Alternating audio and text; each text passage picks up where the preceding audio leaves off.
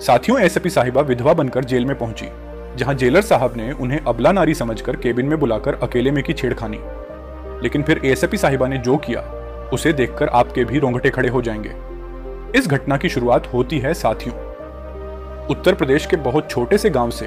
यहां पर रहने वाली प्रीति सिंह बचपन से पढ़ाई लिखाई में बहुत अच्छी थी। उसका सपना एक बड़ा एसपी ऑफिसर बनना था, लेकिन जितने बड़े प्रीति के सपने थे, उसके गांव वालों की सोच उतनी ही छोटी थी। इस गांव में बाल विवाह की परंपरा थी।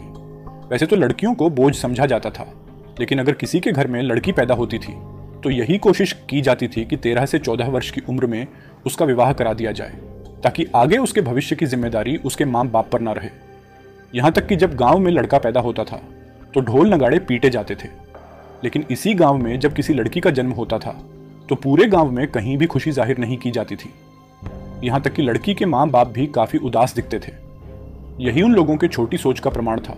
जब प्रीति सिंह से 14 साल की हुई तो गांव के ही एक लड़के के साथ उसका विवाह सुनिश्चित कर दिया गया। उसे 18 वर्ष की उम्र होते ही अपने पति के घर जाना था।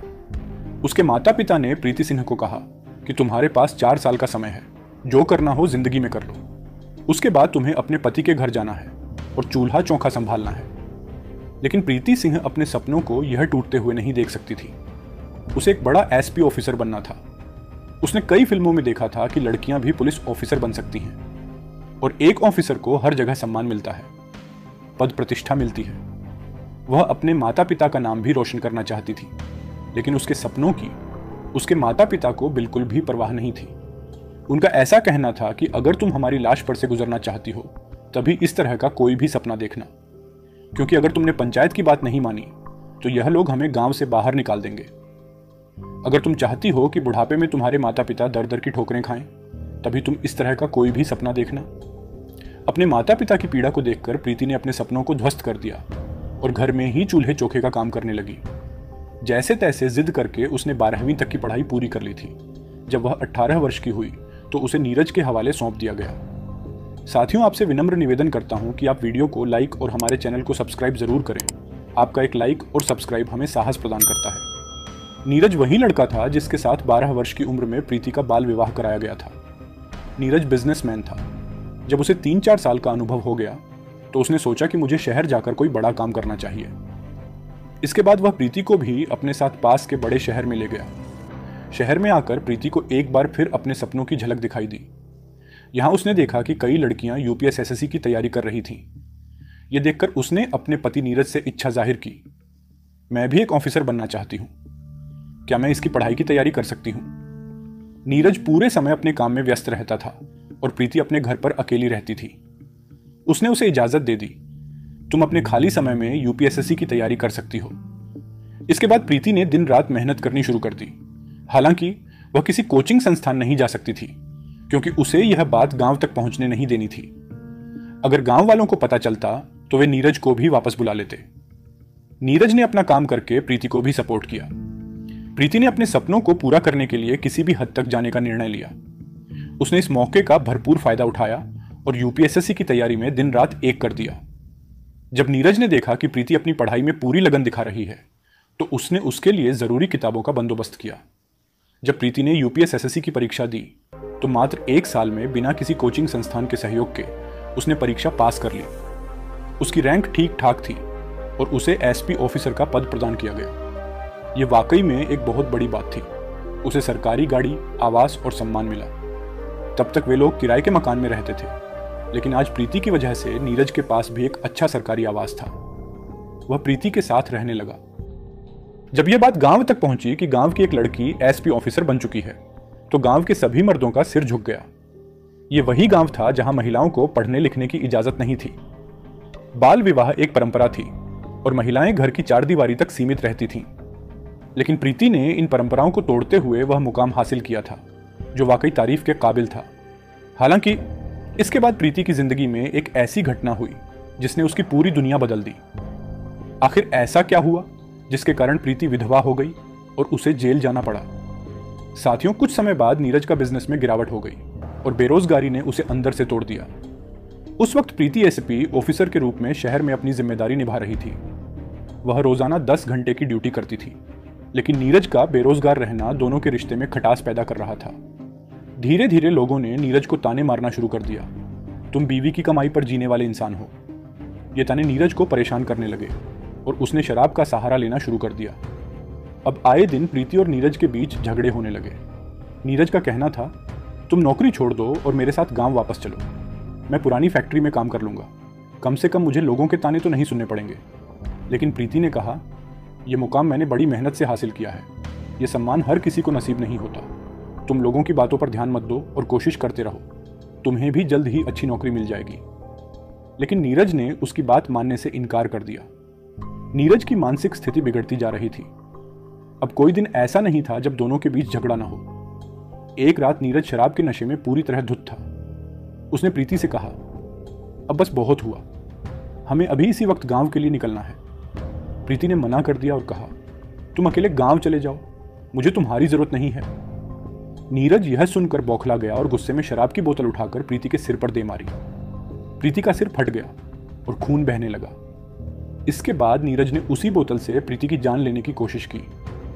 आत्मरक्षा में प्रीति ने नीरज को धक्का दिया। इस संघर्ष में नीरज गंभीर रूप से घायल हो गया और उसकी मौके पर ही मौत हो गई। प्रीति ने खुद पुलिस को फोन करके बताया, मेरा पति शराब के नशे में मेरी जान लेना चाह रहा था। आत्मरक्षा में मेरे हाथों उसका कत्ल हो गया है। पुलिस ने जांच शुरू की, लेकिन जब तक जांच पूरी नहीं हुई, प्रीति का एसएपी पद छीन लिया गया और उसे जेल भेज दिया गया। यह खबर पूरे गांव में आग की तरह फैल गई कि प्रीति ने अपने पति नीरज को मार दिया। गांव वालों ने प्रीति को गलत समझा। लोग कहने लगे, पढ़ाई लिखाई और नौकरी ने इसे बर्बाद कर दिया। प्रीति के ऊपर कई सवाल उठने लगे। अगले दिन प्रीति को सादे कपड़ों में जेल भेज दिया गया। वहां का जेलर बेहद सख्त था और कैदियों के साथ बदतमीजी से पेश आता था। जब उसने पहली बार प्रीति को देखा तो उसकी खूबसूरती देखकर ठिठक गया। उसने प्रीति को मंदिर की सफाई करने का काम सौंप दिया। प्रीति जेल में दिन रात इस बात पर सोचती रही कि क्या वह कभी अपने ऊपर लगे इस कलंक को मिटा पाएगी, क्या वह दोबारा अपनी जिंदगी को संभाल पाएगी। प्रीति की जिंदगी में यह मोड़ उसे तोड़ने के लिए काफी था, लेकिन क्या वह अपने साहस और आत्मविश्वास से इस मुश्किल से बाहर निकल पाएगी? यह जानने के लिए पूरी कहानी सुनना बेहद जरूरी है। एक दिन प्रीति सिंह ने जेल में कुछ ऐसा देखा जिसने उसे अंदर तक झकझोर दिया। रात के समय जेलर के केबिन से लड़कियों के रोने की आवाजें आती थीं। ऐसा लगता था जैसे उनके साथ कुछ गलत हो रहा हो। एक रात उसने देखा कि एक लड़की रोते हुए और अपने कपड़े संभालते हुए जेलर के केबिन से बाहर निकल रही थी। प्रीति ने उस लड़की का चेहरा ध्यान से देख लिया। दोस्तों, अगली सुबह जब प्रीति ने उस लड़की से पूछा, तुम रात को जेलर के केबिन से रोते हुए क्यों बाहर आ रही थी? यह सुनकर लड़की बहुत डर गई, लेकिन प्रीति ने उसे हिम्मत दी और सच बताने को कहा। लड़की ने एक ऐसी सच्चाई बताई जिसे सुनकर प्रीति के होश उड़ गए।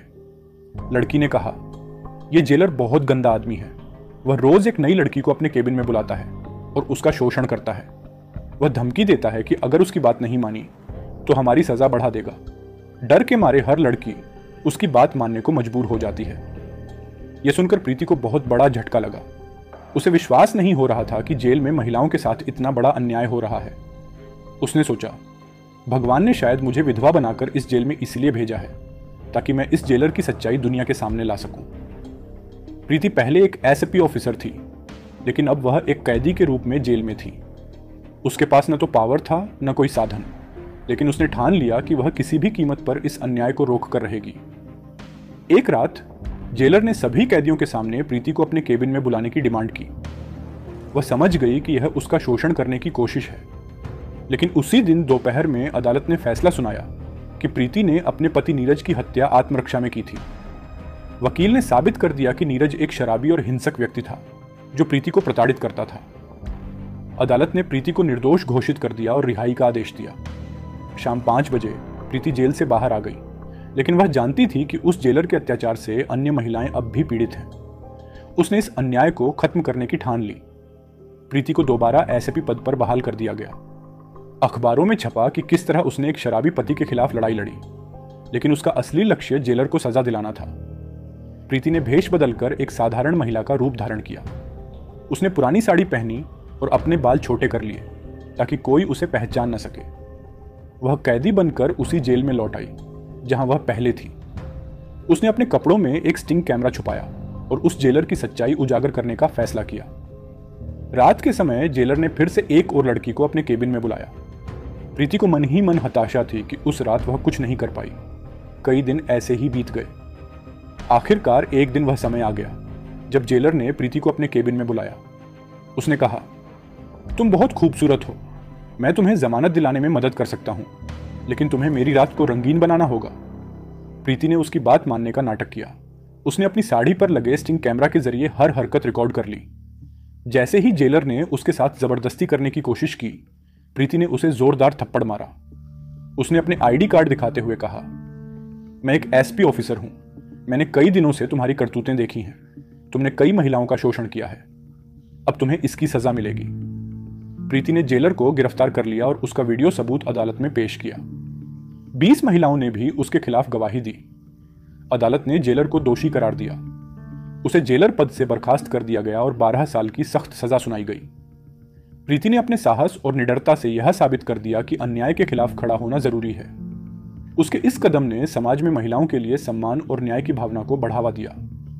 साथियों, इस प्रेरणादायक घटना ने लोगों को यह सिखाया कि बेटियां भी परिवार और समाज का नाम रोशन कर सकती हैं। दोस्तों, इस कहानी को सुनाने का उद्देश्य किसी को परेशान करना या किसी के दिल को चोट पहुंचाना नहीं है।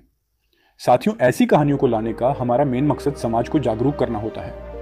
दोस्तों, आपसे विनम्र निवेदन है कि आप हमारे चैनल को सब्सक्राइब करके हमें सपोर्ट जरूर करें। आपका एक लाइक और सब्सक्राइब हमें बहुत मोटिवेट करता है, इसलिए दोस्तों, अभी तक लाइक और सब्सक्राइब नहीं किया तो तुरंत करें। जय हिंद, जय भारत।